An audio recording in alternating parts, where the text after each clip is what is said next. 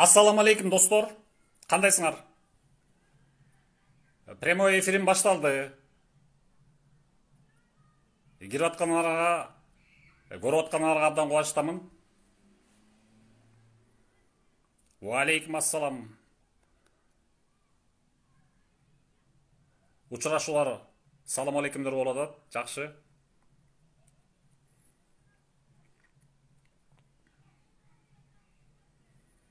Так, саат 7 болду.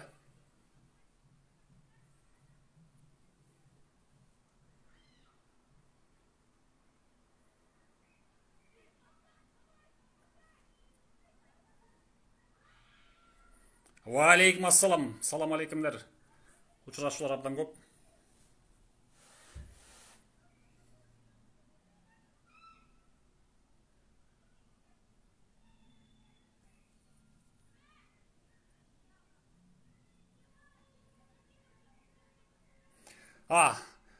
Суроолорго жооп берейинчи. Сизге эмне болду? Арыктап кеткенсиз дейт. Эми бисинел кызыктай да. Арыктап кетсетим эле жүдөп калды, чумоосу чыгып калды. Анда мессенджер жибербей турат шыкылдатып, или мешай что ли? Көр ооба. Москвада күтүп атсаң көр да, эмнени күтүп атасың?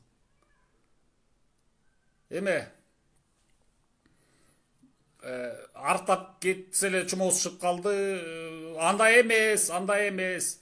Семиздик наоборот оору бул. Семиздик деген лишний салмак, лишний жир, лишний суу организмдеги.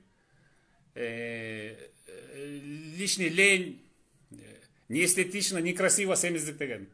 Наоборот арык болуп туруш керек адам деген.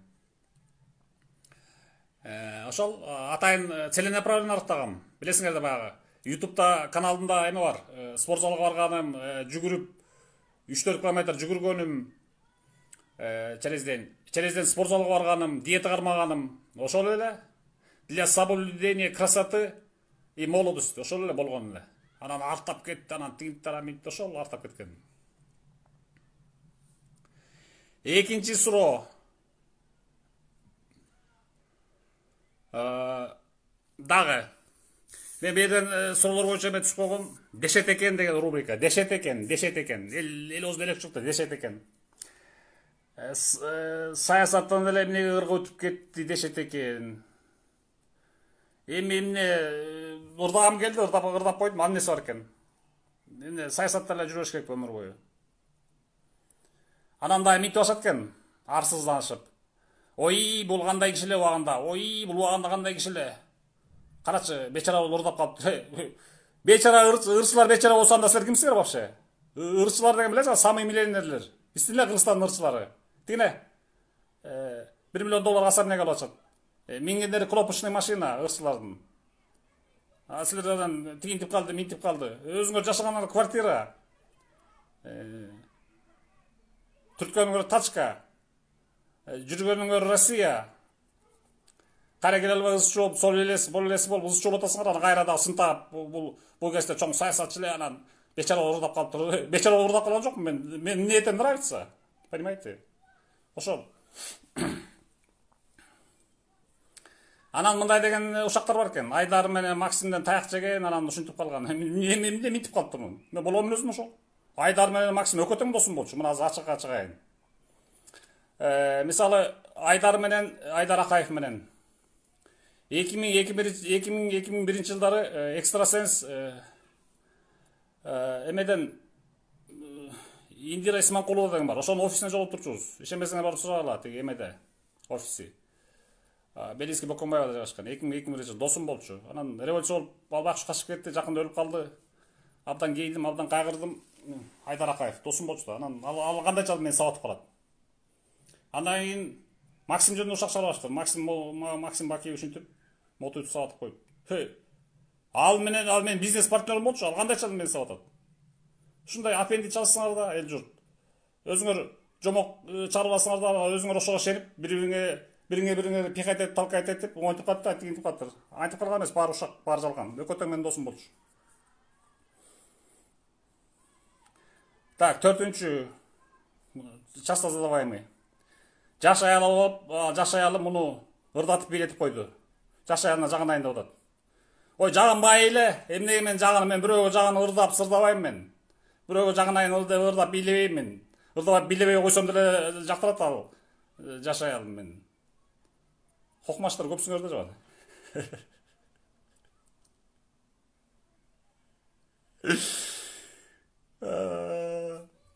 Ушундай бор десеңиздер да. Мен просто спортивный форма надо соблюдать.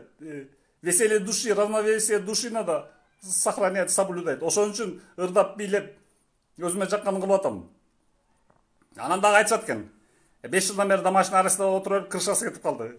Крышам кеткен жок, 5 жылдан бери домашний арестте. Это силердин крышаңар кетти, 2 ай отуруп карантинде. Біз жолуп мушташып, балдарыңарды сабап булчулдатып. Асын өлүп, 5 этаждан секирип. А мен деген өткөндө айткандай, нервим, мен өзүм күчтүү адаммын. Психикам күчтүү. Ошон үчүн 5 жылдан бери чыдап эле келатам. Домашний арест болуп үңкүйгө отуруп калган жокмун. Азыр мен баардык жакка бара алам. Мисалы, бизнес кылам, жумушка барам, келем, свободное передвижение по городу, по Кыргызстану. Только за границага чыга албайм болгону. Болгону ошол. А так ушу силердей эле адаммын мен. Ойлоп атасыз, домашний арест үңкүйдө отуруп үйүнөн чыкпай отуруп калды. Жок, андай эмес. Бизнес проект кылсам болот, концерт, гастроль кылсам болот буюрса жакында. Ошол анан супермаркетти аралап жүрөм, стадионго аралап барам. Жүгүрүп жүрөм стадион, үйүм жанында стадионда. Анан спорт залга бара алам.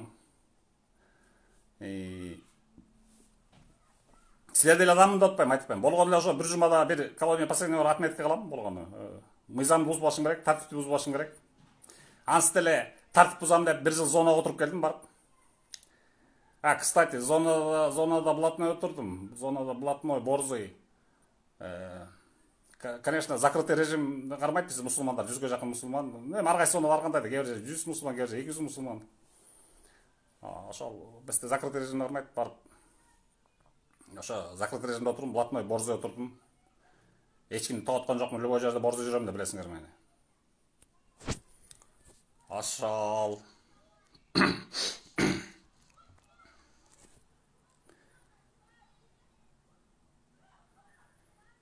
Ошол мени саясаттан кетип ырчылыкка өтүп бечара болуп калыптыр, мен аябай эле окул айтып атпайм, өзүңөрдү аягыла, өзүңөрдү. Мен аяп эмне кыласыңар? Менин үстүмдө үйүм бар, астымда джипим бар, кылган бизнесим бар, доход кирешелерим бар. Ден соолугум ордунда. Жаш келинчегим бар. Энем бир туугандарым аман эсен. Дүйнөм түгөл. Иштерим жакшы эле жүрүп атат буюрса, ден соолугу ордунда. Мурунку брактан балдарым бар. Чоңоюп качты уже. Мен эң бактылуу адаммын. Анан мен аяп эмне кыласыңар өзүңөр? Квартирада жашап жүрөсүңөр 80%.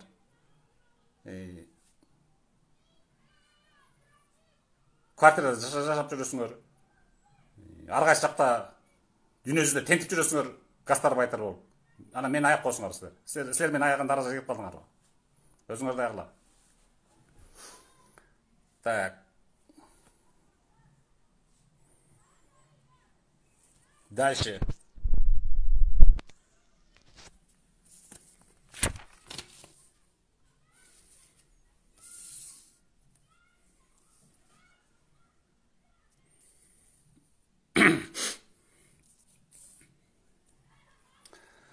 А, 50 жаштан ырдап баштап алдыңыз бугандай. Кеч эмеспи дейт. Эми силерге айтпайм, колхоздун мышлениеде, особенно бу провинция колхоздордо жашагандар, айылдарда жашагандар. 40-ка чыкса кардым дейсиңер, 50-ге чыксаңар өлүмгө даярданып баштайсыңар, уже өлүүгө. 60-ка чыкканда чынар өлүп каласыңар карып. Антип, все зависит от мышления. Ал эми мен городской болгондуктан 50 жашта кыргыздын илгерки макалы бар. Эр ортону 50 деген. Эр ортону 50 деп коет. Мен эр ортонундамын азырчы. Анан өзүмдү 80-90га келсем буюрса, ошондо гана кардым деп эсептейм. Атак кардым деп өзүмдү эч кырсыз эсептебейм. Эгер эле 70 бай, 80 бай, 90 бай деген балдар төрөлгөн. Ошондой илгерки кишилердин сөйөктөрү күчтүү, там десолтар таза болчу да илгерки кыргыздардын. Азыркыларда мираштанып кеттиңер. 40-ка чыкса карыды деп, 50-ге чыкса чал болуп калды деп. Өзүңөр чалсыңар. Ал мышление зависит. Мисалы, ырчылыкка кечмеспи, ырчылыкка эмнеге кечти? Мисалы, могу дүйнөлүк звезда Джон Ларкин деген. Таанып алсаңар YouTube'дан көрүп койгула. Бул 52 жашында, мировой хитин 52 жашында да чыккан. Джон Ларкин. Боб Марли деген негр. Боб Марли. Бул деген 60-70-inde ырдап жүрдү. Голосуң болсо ырдай бересиң да, 80-90 жылдарда ырдай бересиң да.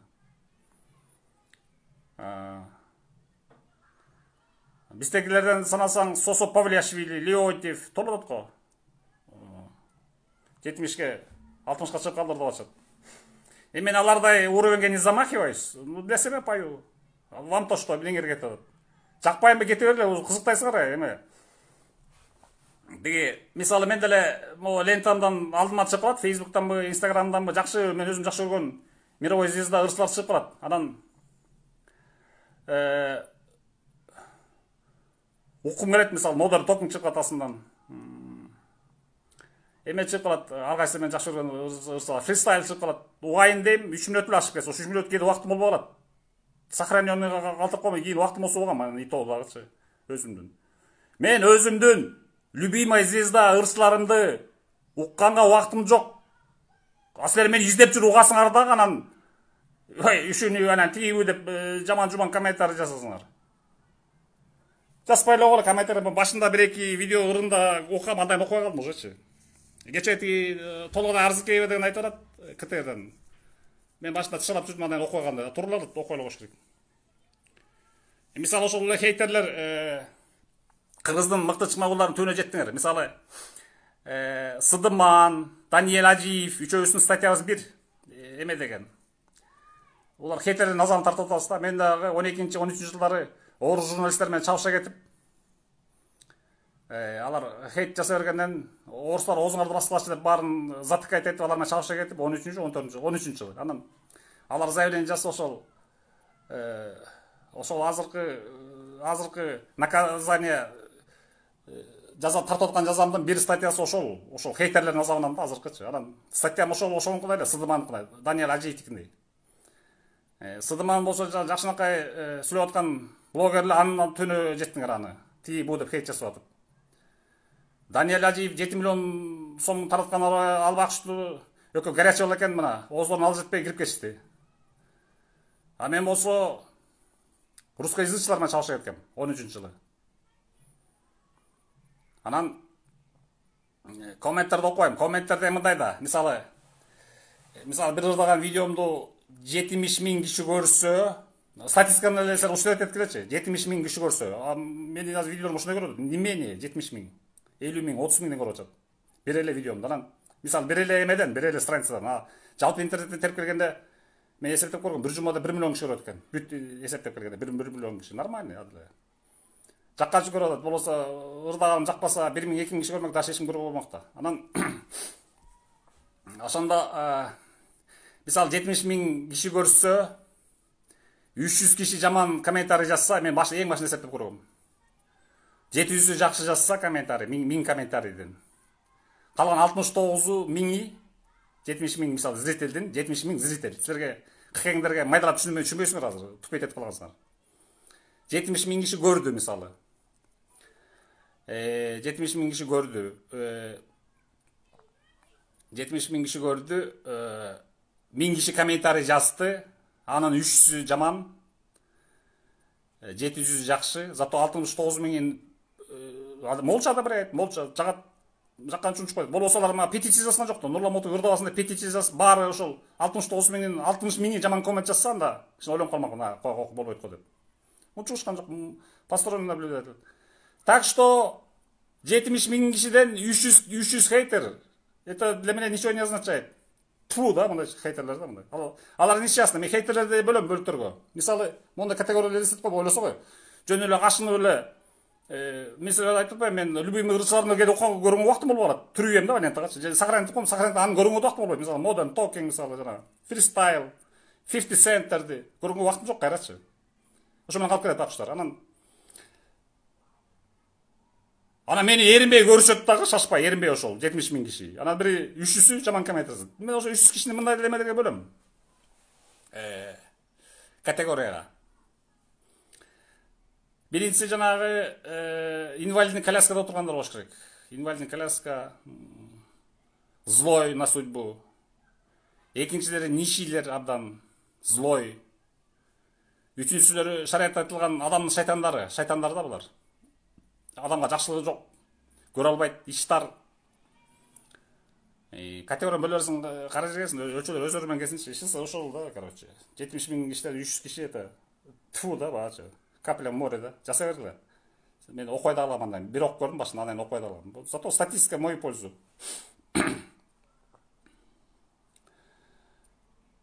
Так. Андан тышкары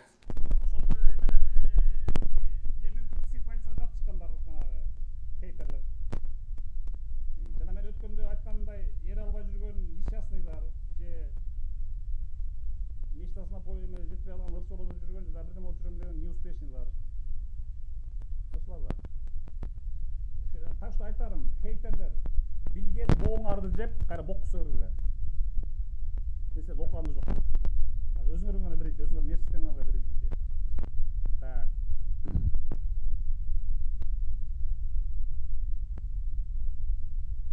Анан эме деп айтат экен. Караоке ырдаган жок, караоке экенин кактым көрүңөр. Бул музыкальный центр, минусовкасы менен. Минусовкасын коомундагы ошо ырдайм.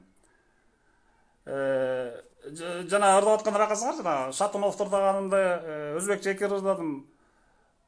Карасаңар, телевизор оң жак колдун астында калды. Негизи караокенин телевизорду карадыш керек да.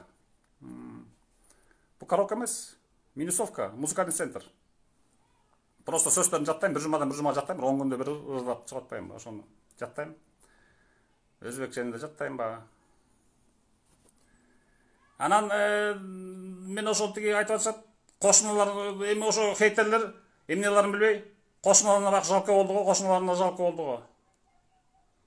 Кошунам менен силердин ишиңер эмне? Мисалы мен кошунамды, мисалы могу музыкальный центрди 15-16 койсом, угулбайт, өзүмө гана угулат ал. И тартып аткан видео камера гана угулат. Если 18-19 койсом, о бакырат. Эмеде музыкальный центр бакырат. Анан хейтерлер эмнелерин билбей, анан ошо кошуналарына жалко. Ты себя жалей деп атпайм, хейтер.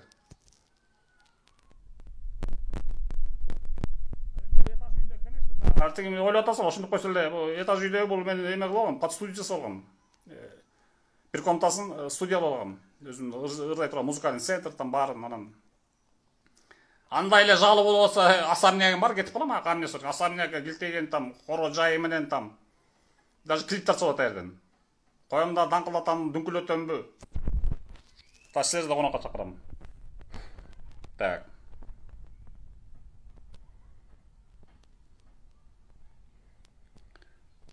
Чыпалак тууралуу. Чыпалак деген былтыр ошол тиги кашынып эле көргөнгө ошол атагын чыгарам деп эле дүңкүлөй берген экен. Эми ушу атактуу кишилерге асылып эле ошо менен өзүн атак күтпөй эле койбойбу? Тиги былтыр чыгам деп чыкканда менен кой үкө жаш бала экенсиң. Ушандан көрө бир проекциялуу киного тартылалы, рэп ырдайлы деп айткан эмесиңер, YouTube'да бар ошол. Көп эле просмотр болгон, 100 000ге чейин, 100 000ге чейин ар кайсы сайттарда. Анан болбойт кашынып эле кайра. Анан мен быйыл кашына бергенден айттым ба, тиги эмне эле жана Барс медиага чыгып YouTube'дагы кашынган эме экенсиң, давай чыкса чыгалы аднядинге. Десем аны окуп алып кайра чыпалаң тышалап качты, то есть чыңырып качты да коркуп. Кой, андай болсо, моту сөзүнө турбайт экен. Чыкпайм деп эле кайра чыгам деп атат. Андай болсо, орто спонсор чыксын, $100 000, 20 жылкы, 10 сан ой, 20 кой деп невыполнимый условияларды коюп, чыпалаңар өзү качты. Опять эле Барс медиага чыкты. Ана өзү кашынып тийишип алат дагы.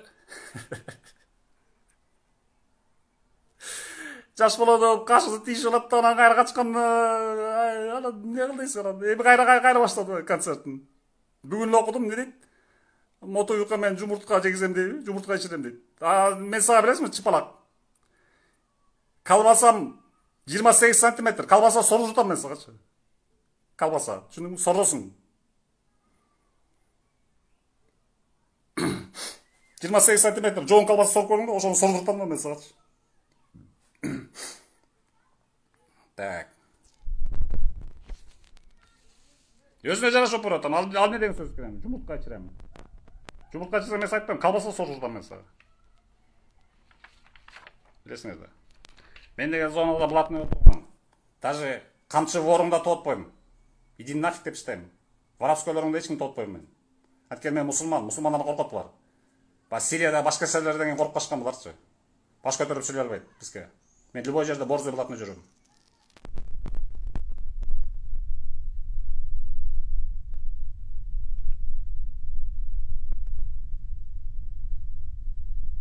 Так.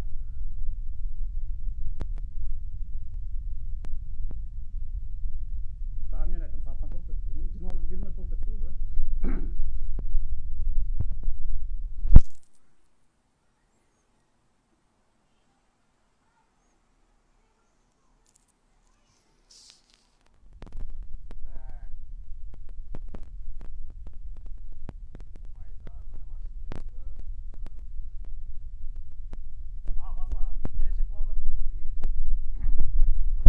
Мен ырдаган ырларым мына авторлар өзүнө жагып атат. Өткөндө анан айын ырдасам, бул айтып атпаймынбы, кыргызчалар муңдуу бар эле, пессимизм. Ырын жакшы экен деп убайындап атсаң эле, телевизордон көрөм го күнөгө тиги кыргыздын ырчы кыздары, балдары. Мүмкүн тексти веселый, музыкасы подводит да. Нудный музыкасы.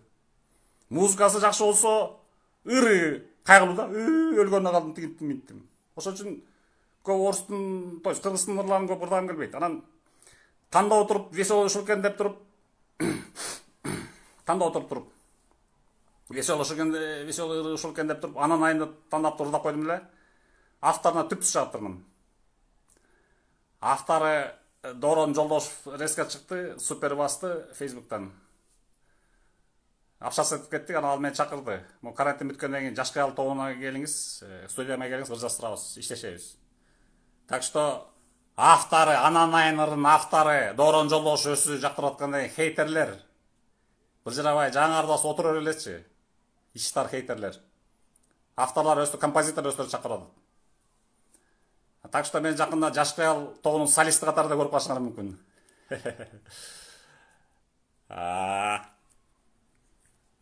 Ошол. Андан тышкары композитордон тышкары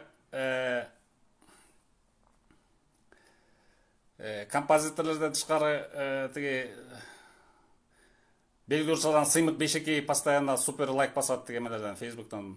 Сыймык Бейшекеев, Асхат Мусабеков кырчылардан, Кубанычбек Сатаев, Добр өткөндө Instagram'дан лайк басты. Гуланда, Айзада Жамгырчиева, Назира Айтбекова, кандашым. Көп эле шоу мен ырчылар баары жагат. Болбосо ошону айтмак да, койчу, токтотчу демек да. Деген жок да, значит. Значит жагып атам.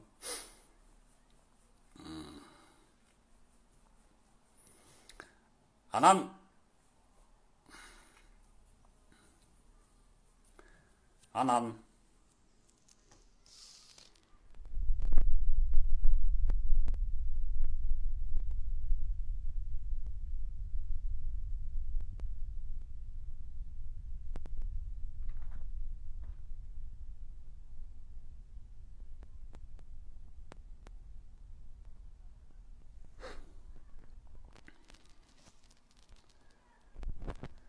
дагы бир сунуучу бар, абдан оригиналдуу. Михаил Мырза деген бар, орус улутундагы жигит. Кыргызча сөйлөйт, интернетте видеосу бар, билесиңерби? Михаил Мырзаны. Ошол айтат, карантин бүткөндөн мен тамада болоюн, сиз үчөөбүз группалуу дейт. Сиз ырдаңыз, бек вокалга бирөөнү аласыз дейт. Бек вокал деп коет, бек от слова бек, арткы вокал да, арттан кошулуп турат жаңыртып. Жакшы, тоже народный творчество болмок. Элестетсеңер, тоюңарда буюрса тойлорго жол ачылсайчы. Тойлорго жол ачылбай калабы. Тиги тоюңарда эле кыргызча сүйлөгөн орус тамагын алып барып атат. Мотуев урдап атат, Нурлан Мотуев. Бек вокалына да бир жакшы ырчы да. Жакшы болсо керек. Бирок, кстати, тойлорго да чакырып атпаса, тиги эмелерге, тойлорго уже 6-7 заказым бар. Өткөндө чарбадымбы? Инстаграмдагы эме бирөө $1000 чакырды. Бирөө $500 чакырды. 700-800 ушундай соодалашып кетти акчаны. Ошол. Анан так что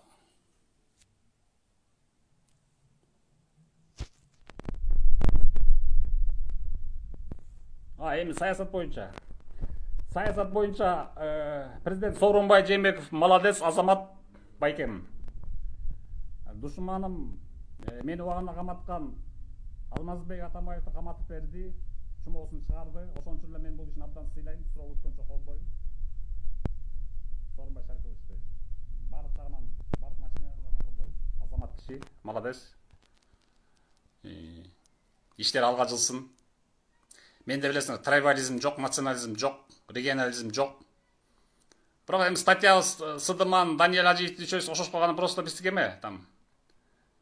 Эмне жана эл аралык мамилени косту. Мен костканда эмне айтып атпам го, хейтерлер, русскоязычный журналисттер сайлам деп, азыр бүт мен потерпевшим, терпелом болуп жашат баары. Мен срок мотаю. Хотя и домашний. Ну, все равно это. Анан бул ошол тиги бакшы тиги Даниэль Ажиевди жөн эле жап койду, анда эле тиги ана буу деп жаза берди. Ошо хейтерлер ошентип айтпайм, окубаш керек. Кийинки чыгам деген ийгиликтүү кишилер, успешный кишилер. Мен силерге бере советим. Хейтерлер болуп келген, булар деген кыйынбы, чыгып видео сүйлөсүн хейтерлерчи. Видео сүйлөй албайбы? Ал жазып койгондо ал любой дурак жазып коет. Эмне жазган мас кишилер отуруп жазып койушу мүмкүн. Эмне жазган эртеси өзү таң калып калышы мүмкүн. Ушуну мен жаздым депчи. Же психбольницанын жиндиздери жазып коюшу мүмкүн комментарийчи. Бул комментарий жазгандар булар безуспешный, неудачливый адамдар да.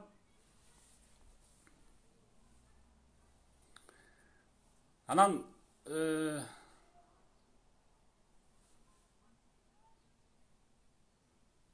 ошол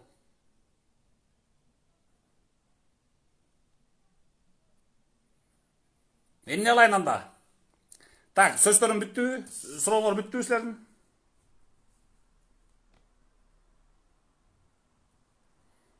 Так, саясатчыдан ыргап не өтүп кеттиңизди айттым, зонада булардын отурганын айттым, Айдар менен Максим досум болгон жөнүндө айттым. Аял алып жашай алга жагыныш үчүн ырдап келип атасың, жок андай эмес. Саясаттан ырсылга өтүп бечара болуп калды. Айтпай, бечара өзүңөрсүңөр. Ырчыларды бечара десеңер, анда ырчылар деген азыр карабайсың, гиф ойнотуп миллионерлер булар. Мен ал үчүн акча үчүн ырдап аткан жокмун. Для себя, для своей души. Ар бир ырымды 70-80 киши көрсө, 300 эле хейтер, калган 69 миңине жагып атам. Ичегер күйсө туз чалагыла, жата калып муз чалагыла.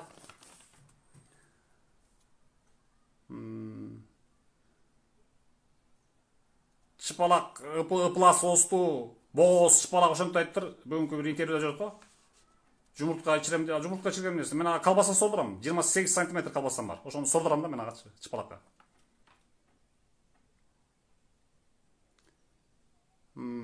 Караоке ырдабайм, айтпайм, караоке эмес меники. Музыкальный центр, минусовкасы менен. Видеомду эле көрбөйсүңөр, мээңер киши иштейби, мээңер.